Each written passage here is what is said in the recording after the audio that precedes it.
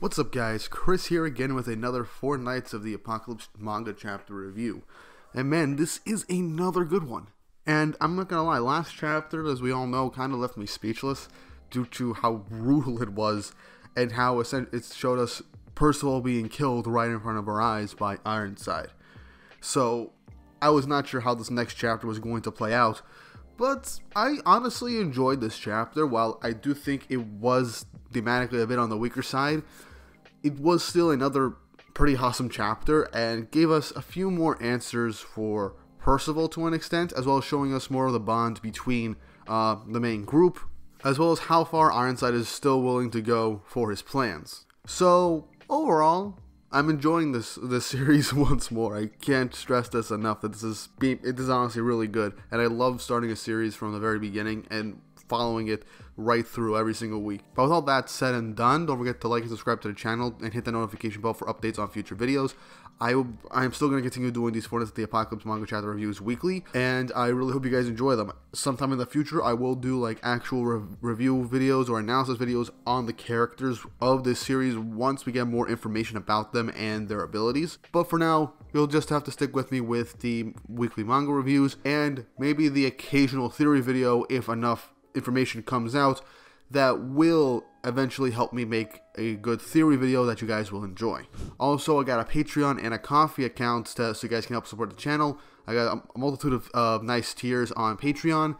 Right now, it's just basic stuff like Discord, shoutouts, and asking me up for a particular manga review or an anime review that you'd like to see me do. So all this really helps, and I could also afford to actually make some money off of YouTube and help pay my editors who are helping me edit a lot of these manga videos, since they're doing such a great job, and I honestly cannot thank them enough. So if you want to support the channel, subscribe, like the video to help with the YouTube's algorithm, as well as go and support my Patreon or my Ko-fi account. The donation from Ko-fi will be directly into actual videos, so please help.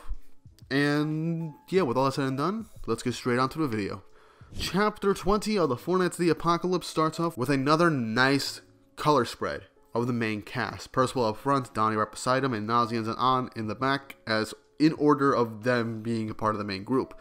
So I like that. I like seeing all this. It looks really nice to see the colors of these characters.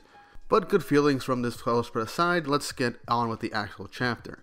The chapter starts off with Ironside pulling his sword out of Percival as he is still laying there lifeless on the ground, as he states that all his magic power has vanished, and it's the end of one of the 4 Knights of the Apocalypse and that horrid prophecy. Nazians and An continue to cry in the background, as now Ironside tries to complete the coffin ritual once and for all. Nazians runs up, grabs Percival, and pulls him back to where him and An were, much to Ironside just telling them to just go home, as he doesn't feel it's worth fighting them at this point, and just doesn't care about them. So I like that he's not going to just straight up kill people, like, just because they're going against him, especially since he took out Percival, who was the biggest threat, and Nazians and An aren't really that much of a threat to him himself, so unless they start attacking him again, he'll just let them go. And I like this shot of Nazians literally pleading for Percival to open his eyes, as he then desperately tries to heal him by trying to give him the potion that he worked on back on the gorge with Percival, thanks to him perfecting that particular poison antidote. But it wouldn't go in his mouth since Percival can't move, and then An grabs the bottle, drinks it, and then places her lips, kissing Percival to try and force feed him the potion, much to Nazian's shock. And Nazian is kind of shocked at this, but still, the potion won't go in his mouth. He won't swallow it, as Nazian then confirms that his breathing and his heartbeat had stopped, and at this point, he's too far gone. As he then says how awful it is that a father would do this to their own child, and in such a merciless way. And I have to agree, this last chapter was just brutal and almost hard to watch. But as this is going on, Ironside continues to chant his spell, and telling the Chaotic Dead to basically feed all of the citizens to the Hellfire to destroy Leonis with the seal. We then cut back to that slurping monster that Donnie saw last chapter as it's floating up in the air. As it is confirmed that Donnie did in fact use his magic to save those citizens that were trapped hiding underground, and telling them just to stay back and hold out for now. And obviously, due to his heroic behavior, they think he's a holy knight, which is hilarious, since apparently he was rejected to be a holy knight in the past. But yeah, now Donnie's going back to where he just fled, as he just starts yelling, "What am I even doing? I'm coming back. Okay, I'm coming back." And he's like, "This town is too full of monsters to escape anyway," and he would never let it down with them. The only way out is to bust up the coffin, as he reaffirms their true goal from the beginning. As he also concludes that Ironside is bad news and that he might kill Donnie if he goes right back. But he tries to psych himself up and to make up his mind, as there's no need to try and fight Ironside. All he needs is the coffin, and he reassures himself that it'll work out fine. As with a nice cheerful smile, he says, if he's around, it's bound to work out. So I like that despite running away, he's coming back because he has real faith in Percival. So I do like that. They haven't been together very long, but he can tell that Percival is someone that you can put your trust and faith in. So I like that. And then all of a sudden, as Donnie says this, back at the location with the main group, one of Percival's magic golems pops up, much to everyone's shock, because there's literally no way for Percival to generate any magic since he's clearly dead. And Ironside looks over and he's wondering, what is this? He regained a tiny bit of magic? It's impossible.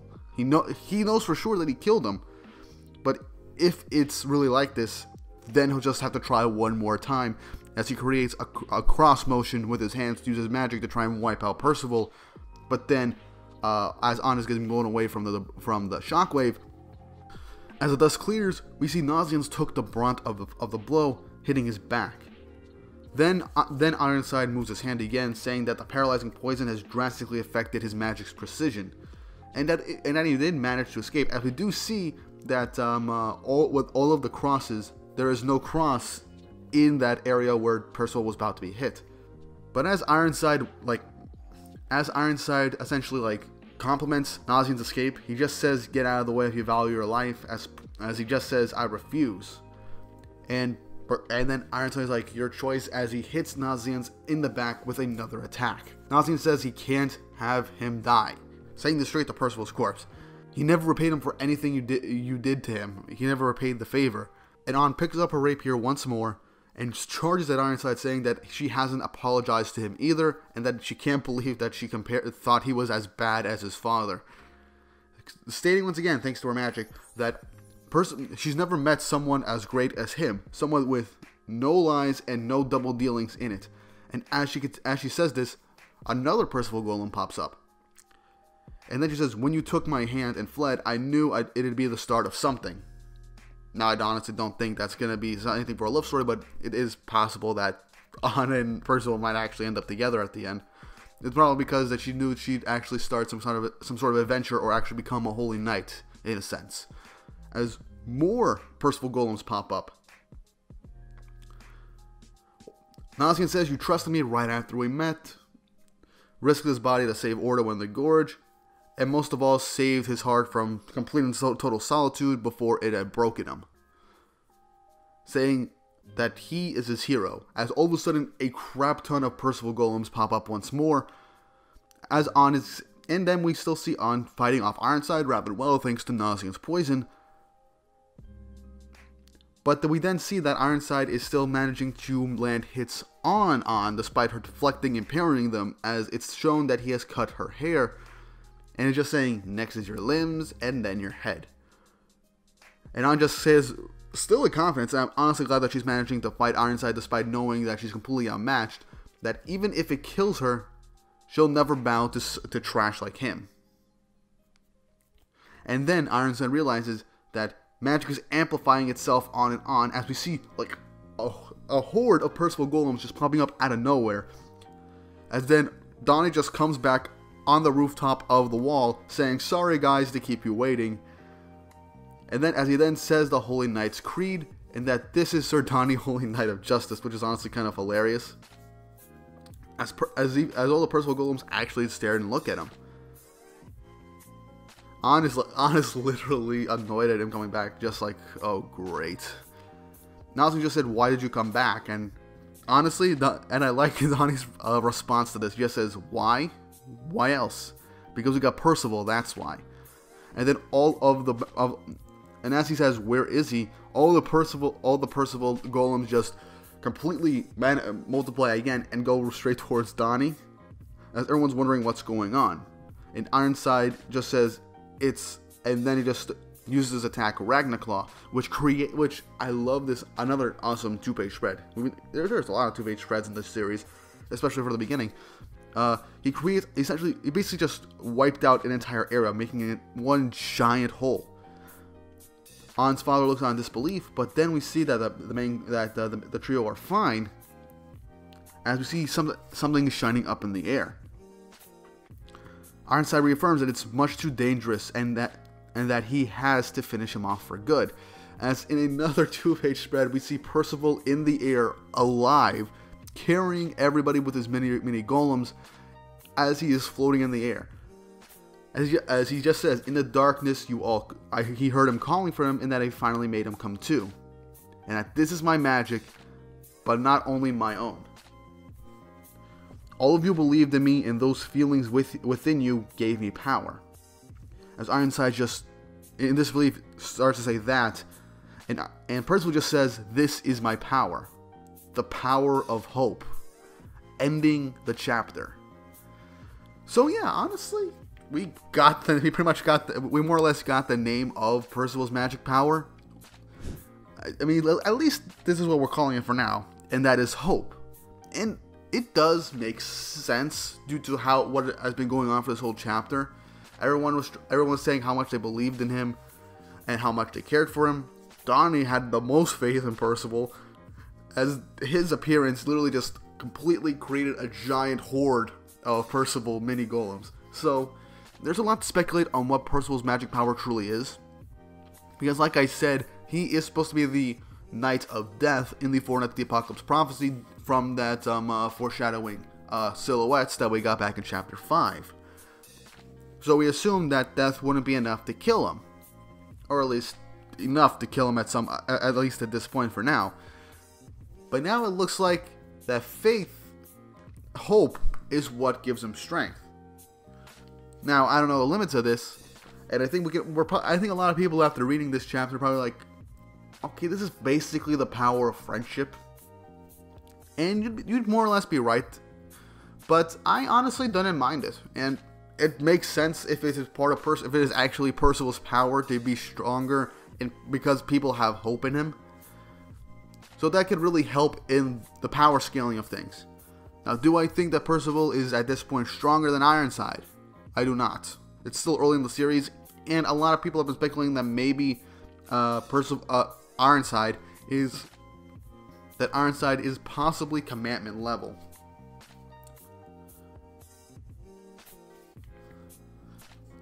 But yeah, we have no real idea of power scaling these characters at this point, because we haven't gotten anybody from the original series.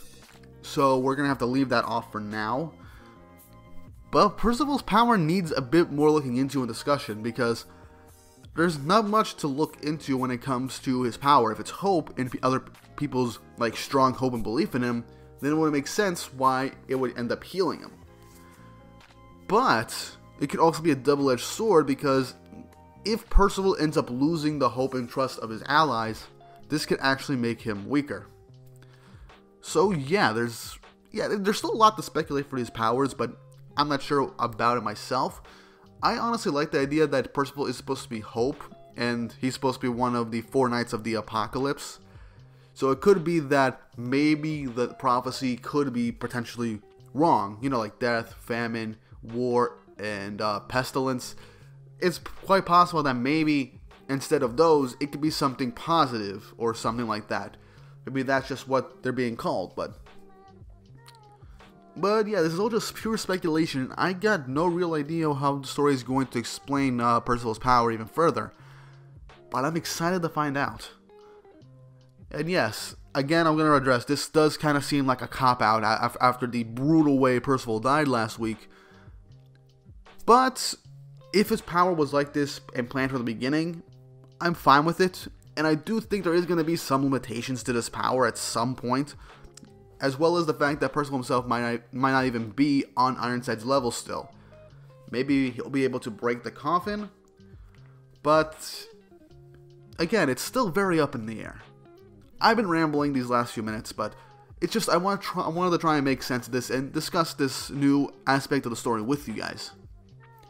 But that's really all I really got to say in this chapter. I liked the faith that everyone had in Percival, even though he was dead. I liked Donnie not knowing about what happened to Percival, but still running back because he knows that everything will be fine as long as he got Percival. And that despite them only knowing each other for maybe about a week or two at this point, it is nice that Donnie has such overwhelming faith in the guy that he'd be willing to come back and risk his life. So, yeah, I'm honestly really glad that Donnie's back. It seems like he will be like the main source of Percival's power since he was Percival's first friend and they have the strongest connection out of the four of them. But I do want to see what Donnie's main purpose in the story could actually be, because I don't want him to just be like Percival's best friend. I do want to see Donnie have some sort of major moment in the story that is, all his own, instead of just being for Percival's sake. But yeah, that's really all I got to say about this chapter. I ended up making this a lot longer than I thought it would be. But yeah, what did you guys think of this chapter? What did you like the reveal of Percival's magic power? Do you like how he came back? What do you think is going to happen next? And overall thoughts on this chapter as a whole. Leave it down in the comments down below. And again, don't forget to like and subscribe to the channel to hit that notification bell for updates on future videos. It really helps, as well as check out my Patreon and Ko-fi account, which I'll probably leave links down in the description below. And with all that said and done, I really hope you guys have an awesome day.